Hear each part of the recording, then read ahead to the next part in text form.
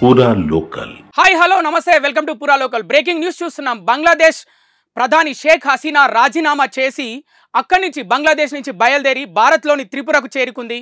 త్రిపురలో తలదాచుకుంది అని వార్తలైతే వినిపిస్తున్నాయి. ముఖ్యంగా ఆమె ప్రధాని పదవికి రాజీనామా చేసి వచ్చినట్టయితే కథనాలు వెలువడుతున్నాయి. ముఖ్యంగా అక్కడ ఏం జరిగిందంటే, బంగ్లాదేశ్లో గత కొన్ని రోజులుగా రిజర్వేషన్ల కోటా అంశంపై ఆందోళనకారులు అలాగే అధికార పార్టీ శ్రేణుల మధ్య తీవ్ర ఘర్షణలతో బంగ్లాదేశ్ గత కొన్ని రోజులుగా అతలాకుతలం అవుతుంది.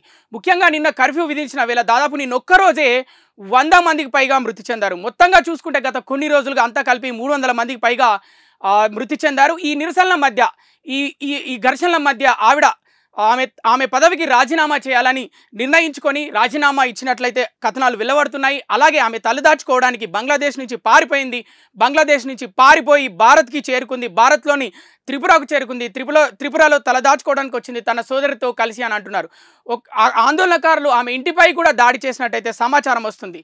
చూద్దాం మరి బంగ్లాదేశ్లో ఏ పాలన రాబోతుంది, ఏం జరగబోతుంది మరికొన్ని రోజుల్లో చూద్దాం. మరి ఆమె రాజీనామా తర్వాత అక్కడ ఎలాంటి పరిణామాలు నెలకొననున్నాయి చూద్దాం. మరి ఏం జరగబోతుంది బంగ్లాదేశ్లో. ఈ మేరకు మరికొద్ది సేపట్లోనే అధికారిక ప్రకటన చేయనున్నట్లు కథనాలు అయితే వెలువడుతున్నాయి. ముఖ్యంగా ఆమె ప్రధాని పదవి గురించే అందరూ ఆమె ప్రధాని పదవికి నిజంగా రాజీనామా చేశారా, మరి అక్కడి నుంచి బయలుదేరి బంగ్లాదేశ్ నుంచి బయలుదేరి ఇండియాకు చేరుకున్నారా, మరి చూద్దాం. మరి అసలు ఏంటి ఇప్పటివరకు అయితే ఏం తెలియని పరిస్థితి. బట్ విజువల్స్లో అయితే చూస్తున్నాం ఆమె సోదరితో కలిసి ఆమె హెలికాప్టర్లో దేశం విడిచి వెళ్ళిపోయిందని మనం విజువల్స్లో చూస్తున్నాం. క్లియర్గా కనిపిస్తుంది. భద్రత కోసం అధికారులు ముందస్తు జాగ్రత్తగా ఈ మేరకు చర్యలు తీసుకున్నారని మనకైతే అనిపిస్తుంది. చూద్దాం.